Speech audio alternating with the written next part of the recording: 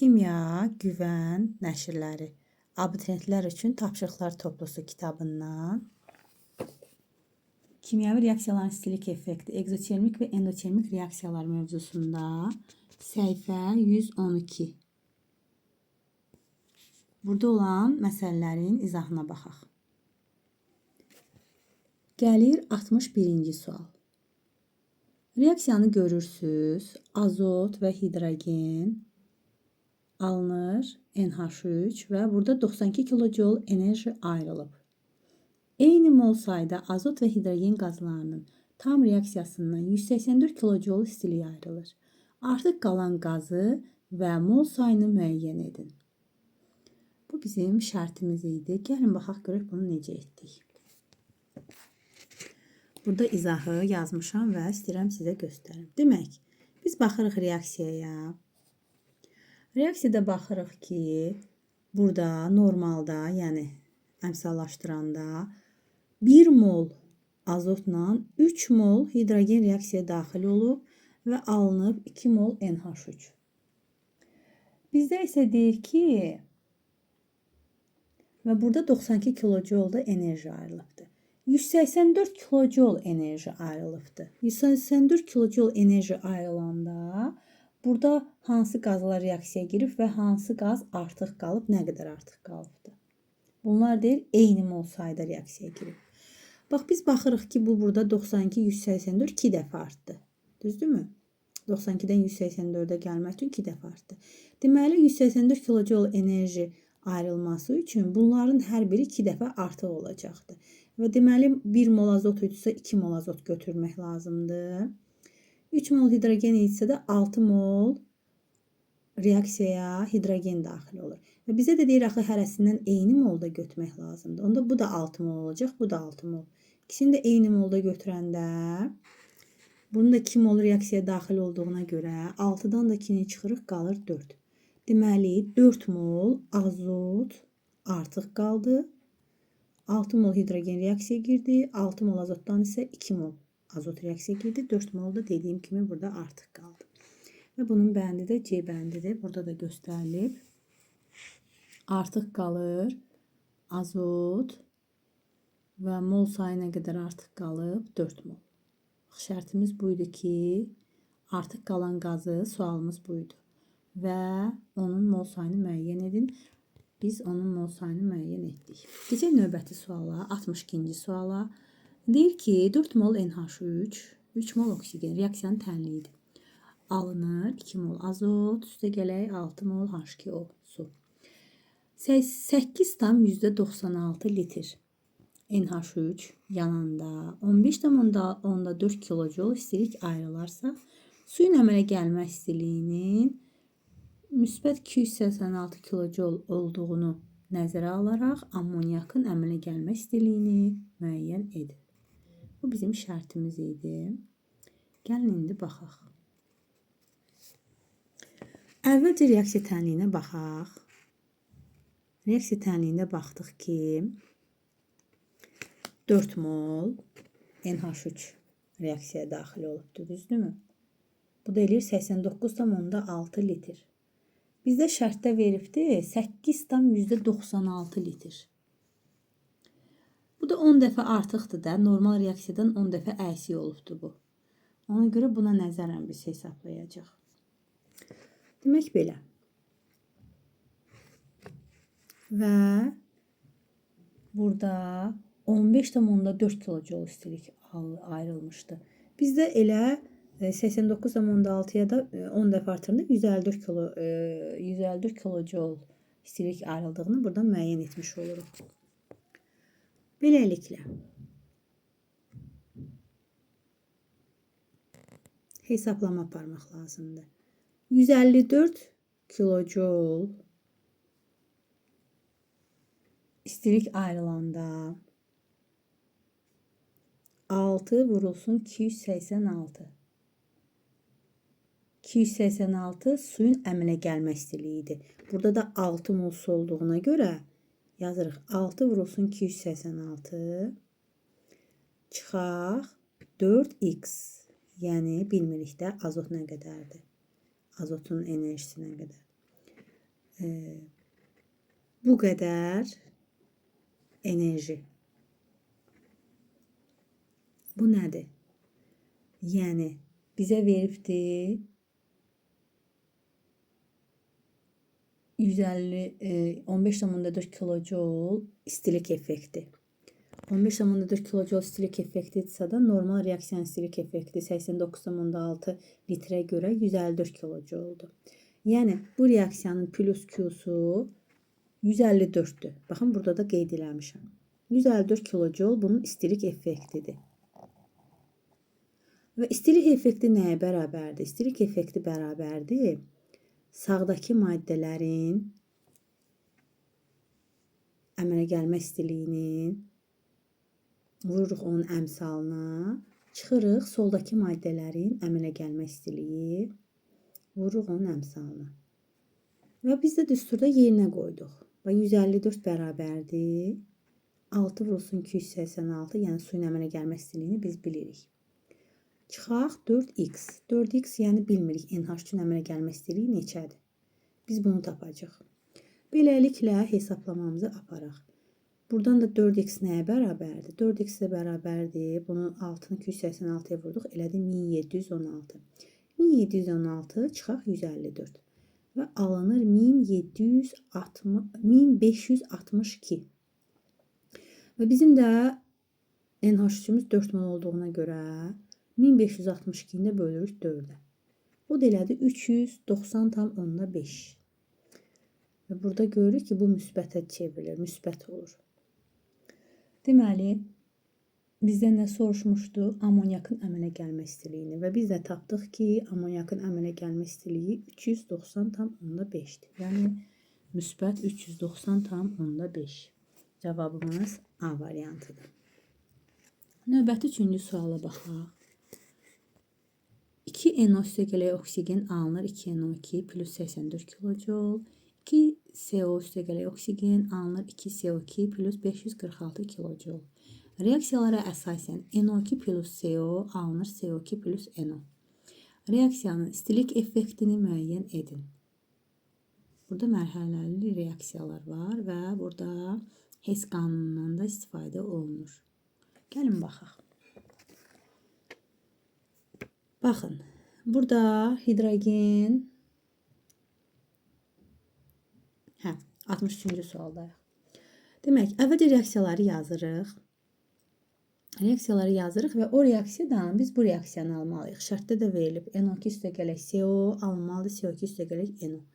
Və biz burada baxırıq ki, burada NO2 reaksiyanın bu tərəfindədir. Burada isə bu tərəfindədir. Ona görə biz bu reaksiyanı çeviririk ki, sağla sol uyğun gəlsin. Bax, belə reaksiyalar olanda həmişə uyğunluğa nəzərə alaraq reaksiyaları çevirmək olar. Və indi çevirib yazırıq. Çevirib yazanda nə baş verəcək onda? Əksinə olacaqdır. Yəni 2NO2 bu yana parçalanır. 2NO üstəgələk oksigenə.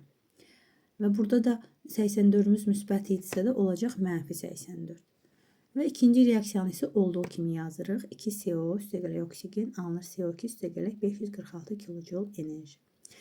Hess qanununa görə burada biz nə etməliyik? Q3 bərabərdir Q1 üstəgələk Q2. Və bunları tərəf-tərəfə toplayırıq. Tərəf-tərəfə toplayanda burada ixtisarlar gedir. Baxın, burada oksigen, burada 1 mol, oksigen 1 mol ixtisar getdimi?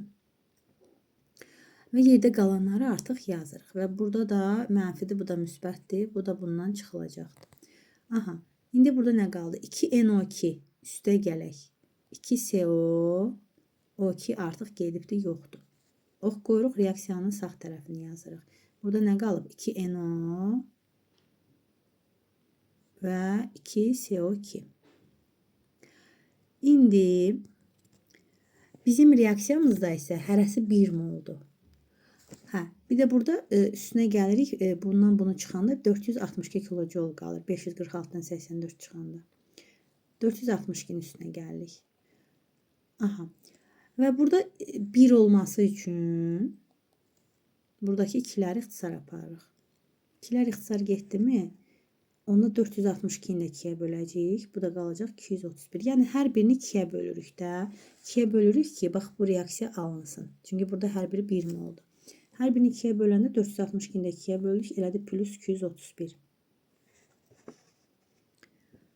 Və bizdə də nə soruşurdu? Deyirdi ki, reaksiyanın stilik effektini müəyyən edin.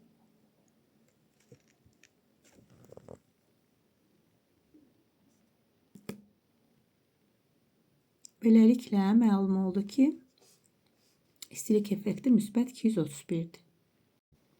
64-cü suala baxaq. Burada reaksiya verib. Birinci reaksiyada qaz halında su, ikinci reaksiyada maye halında su alınıb və onların istilik effektlərini isə A və B ilə ifadə ediblər. Deyir ki, 72 qram suyun buxarlanması zamanı neçə kilojol istilik udular? Gəlin baxaq. Reaksiyalardan biz suyun buxarlanmasını hesablayacaq. Demək, maye halda su buxarlanır, olur qaz halında suya. Və burada baxırıq, istilik effektini tapmaq üçün nə edirik? Sağdan solu çıxmaq lazımdır. Yəni, buradan buranı çıxmaq lazımdır. Demək, sağ hansıdır? Qaz halında olan. Sol hansıdır? Maye halında olan. Qaz halında olanın istilik effekti A'dır. Maye halında olan istilik effekti B'dir. 1 mola görə hesablayaq. Demək, 1 molun buxarlanma istiliyi nəyə bərabərdir? 1 molun buxarlanma istiliyi bərabərdir. A çıxaq B bölünsün 2. Niyə 2-yə bölündü? Çünki burada 2 moldur hərəsi. Yəni, istilik effektini bölürük 2-yə. İstilik effekti bərabərdir A çıxaq B-yə. Buxarlanma istiliyi isə 1 mola görə hesablanır. Və şərtdə bizə verilib ki, 72 qram su buxarlanıb. 72 qram. 72 qram su buxarlanması zamanı neçə kilojol istilik udular? 1 molu hesablayandan sonra, düsturunu tapdıqdan sonra onu vuracaq 4-ə. Niyə 4-ə vururuq? Çünki 1 molumuz 18 qramdır, 72 qramımız isə 4 moldur. Beləliklə A çıxaq B bölünsün 2-ni vurduq 4-ə. Burada da 2 ilə 4 ixtisar getdi və alında 2 vurulsun A çıxaq B. Və cavabımız budur.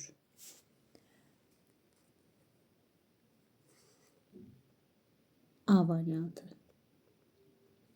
Keçək 65-ci suala. 65-ci sualda, burada cədvəldə SO2-nin əmələ gəlmə istiliyini və SO2-nin əmələ gəlmə istiliyini birincini X ilə, ikincini Y ilə ifadə ediblər. Və deyir ki, bu reaksiya zamanı nələr baş verir? Ona nəzərən hansı ifadələr doğrudur? Burada göstəribdir X böyükdür Y-dən, Y böyükdür X-dən, Q bərabərdir Y çıxaq X, Q bərabərdir 2X çıxaq 2Y. Gəlin baxaq. Reaksiyaya baxanda görürük ki, burada plus Q-dur. Deməli, o deməkdir ki, buranın istilik effekti müsbətdir, buranınki mənfidir. Yəni, sağ soldan böyükdür. Ona görə də Y-in istilik effekti böyükdür, X-in istilik effektindən. Bax, bu düzdür. Sonra və Q nəyə bərabərdir? Q da bərabərdir sağdan solu çıxmaq. Demək, SO3-ünkü Y idi. 2-dən olduğuna görə 2Y yazırıq. Yəni, əmələ gəlmə istiliyini vururuq 2-yə. Buradakı SO3-ünkü və buradakı isə SO2-ninki. SO3-ün əmələ gəlmə istiliyi vurulsun 2, çıxaq. SO2-nin əmələ gəlmə istiliyi vurulsun 2. Deməli, Q bərabərdir 2Y çıxaq 2X-ə. Burada isə başqa şeylər verilibdir. Görürsünüzmü? Bunların hər biri yanlışdır. Yalnız bu düzdür. Yalnız 2. O da E variantındadır.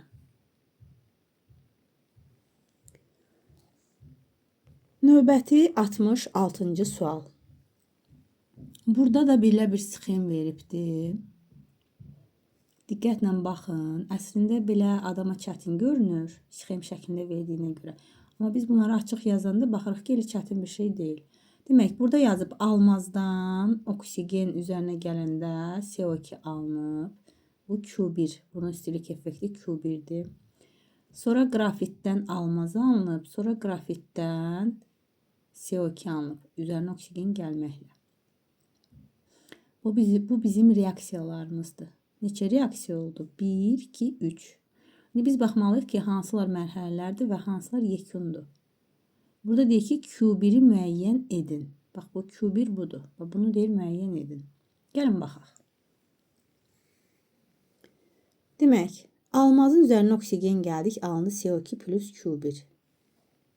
Grafitin üzərinə oksigen gəldi, alındı CO2 plus Q3. Grafitdən isə almaz əmələ gəldi. Grafitdən isə almaz əmələ gəldi. Bu da eləyir Q2.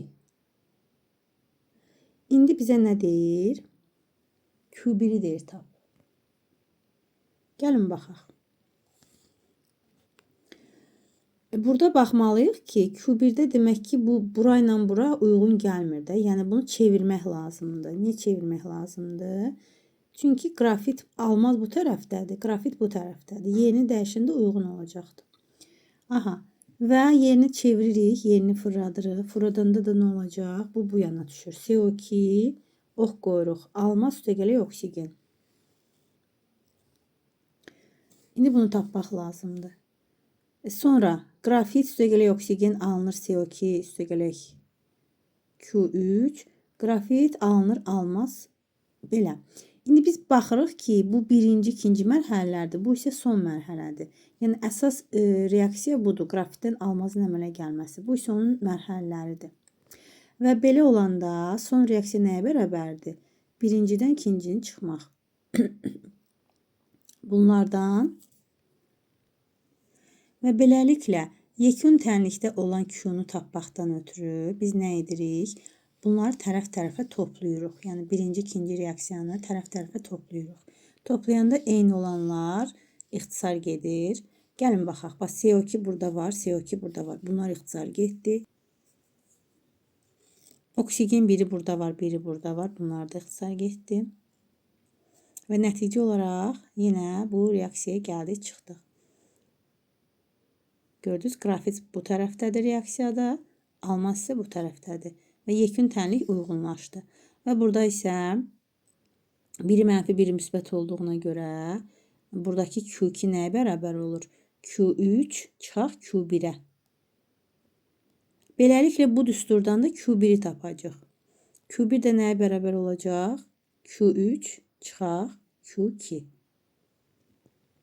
Bax, beləcə biz bu reaksiyalardan Q1'in düsturunu tapırıq. Hesablanmasını tapırıq. Cavabımız da A-da verilib. Q1 bərabərdir. Q3 çıxaq Q1.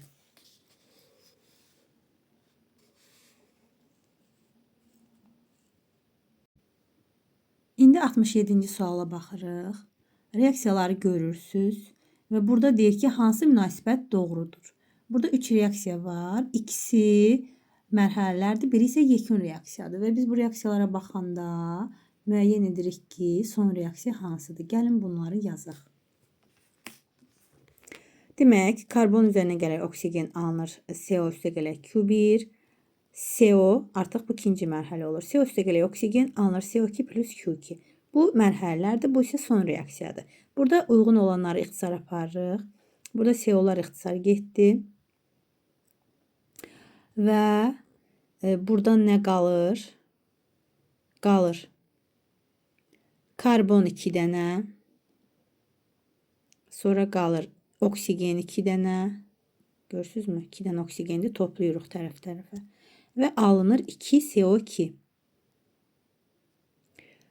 Q1 ilə Q3'ü də toplayırıq. Yəni Q2 bərabərdir Q1'in üzərinə Q3 gəlmək. Və burada isə bizim yekun reaksiyamız əslində bizə verilən C üstə gələk oksigen, CO2 üstə gələk Q2. Burada görürsünüzmü? 1 moldu hər biri. Bax, bu reaksiyada hər biri 1 moldu. Amma biz bunları tərəf-tərəfə toplayanda baxdıq ki, hər birindən 2 mol qalıbdı. Ona görə də biz nə edirik? Bunları 2-yə bölürük. 2-yə böləndə hər biri 2-yə bölünür. Burada da Q1 bölünsün, Q3'ü də 2-yə bölürük. Və Q2'nin qiyməti nə oldu? Q1 bölünsün, Q2 bölünsün 2. Beləliklə biz reaksiyamızı bu şəkildə istilik effektini uyğunlaşdırıb yazdıq. Cavabımız da olur D variantı. D variantında da verilibdir. Q2 bərabərdir. Q1 bölünsün, Q3 bölünsün 2. İndi isə 68-ci suala baxırıq. 68-ci sualda birləşmələrin rabitə enerjilərini verib və deyir ki, bu reaksiya əsasən istilik effektini müəyyən edin. Burada nə edəcəyik? Sadəcə olaraq rabitə enerjilərini yerinə qoyacağıq və bilirik ki, istilik effektini tapmaq üçün sağdakı maddənin əmələ gəlmə istiliyindən soldakı maddələrin əmələ gəlmə istiliyini çıxırıq. İstilik effektini tapmaq üçün sağdakı maddənin əmələ gəlmə istiliyindən soldakı maddələrin əmələ gəlmə istiliyini çıxırıq. Və baxaq, 2 mol H xlordur.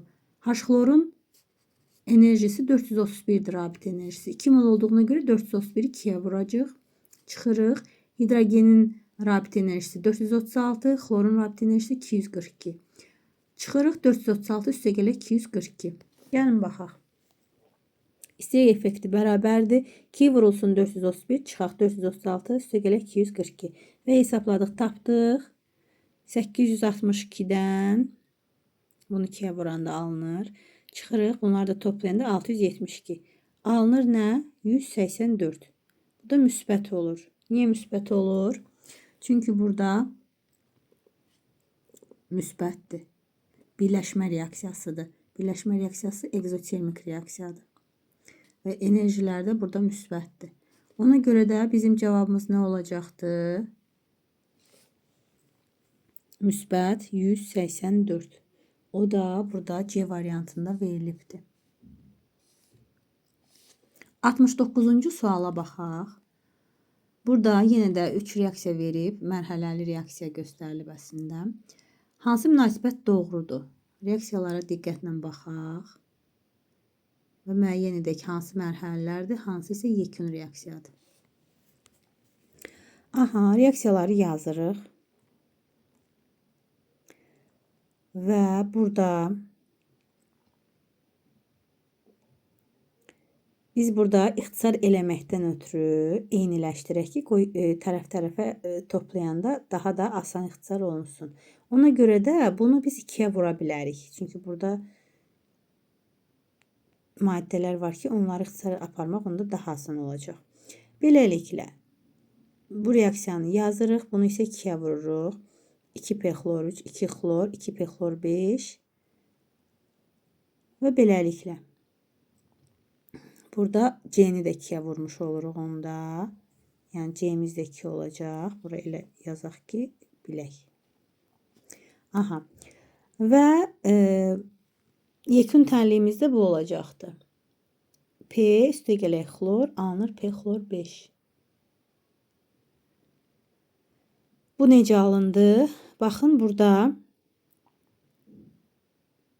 P xlor 3'lər ixtisar getdi. 2 P xlor 3'lər. Və burada 3 xlor və 2 xlor oldu 5 dənə xlor. Fosfor isə 2 dənə. Yazırıq 2P üzərinə gəlir 5 xlor. Alındı nə? Burada qaldı 2P xlor 5. Və üstə gələk.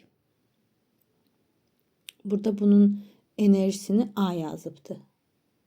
Aynen ifadə edibdi. A da nəyə bərabər olacaqdı? Bununla bunun toplamına bərabər olacaqdı. B üstə gələk 2C. Bu 2C ilə B'ni toplayırıq. Gördünüz? Topladıq. İndi burada nə deyir? Hansı münasibət doğrudur? Gəlin görək həmən ona uyğun nə var? B bərabərdir. A bərabərdir. B üstə gələk 2C. A bərabərdir. B üstə gələk 2C. Burada A variantındadır. Deməli, bu münasibət doğrudur. Bunların hamısı yanlışdır. Keçək 70-ci suala. 70-ci sualda deyir ki, bax bu x ilə y ilə ifadə olunubdur reaksiyanın tərəfləri və z ilə t ilə. Deyir, bu reaksiyanın mərhələlərinə əsasən tam reaksiya tənliyini müəyyən edin. Necə ki, biz əvvəlki reaksiyalarda görürsünüzmü? Birinci, ikinci mərhələni toplayıb, üçüncü reaksiyanı oradan çıxardırdıq. Tərəf-tərəfə toplayıb. Və bu da onun kimi olacaqdı. Demək, bunlara nəzərən tam reaksiya tənliyini müəyyən edəcəyik və onu burada tapacaq. Gəlin baxaq. Demək, 2x üstə gələ y alınır 2z. 2z üstə gələ y alınır 2t. Birincini Q1 ilə götürmüşük, ikincini Q2 ilə götürmüşük. İndi gəlin baxaq. Biz bunları tərəf-tərəfə toplayanda, burada da 2z var, burada da 2z var. Bu 2zlər ixtisar getdimi? Yerdə nə qaldı? 2x üstə gələ y burada da var, burada da var. 2y alınır 2t. Üstə gələk Q1, üstə gələk Q2. Bax, gördünüz, bu reaksiya alındı. Yekunda bu reaksiya alındı. Və burada baxırıq ki, hər biri eyni kimi oldu. Və bunları elə 2-yə bölmək olar. 2-yə böləndə burada qalır eləcə x, burada qalır eləcə y, burada qalır eləcə t. Və Q1 bölünsün Q2 də yenə bölünür 2-yə. Görək o varmı? Deməli, alınır burada nə? X üstə gələ y alınır t, Q1 plus Q2 bölünsün 2. Bax, belə. Bu səhifədə olan, 112-ci səhifədə olan suallar hər biri izaha ehtiyacı olan suallar idi. Bunların hər birini sizə ətraflı şəkildə izah elədim. Əlavə nə sualınız olsa yaza bilərsiniz, soruşa bilərsiniz.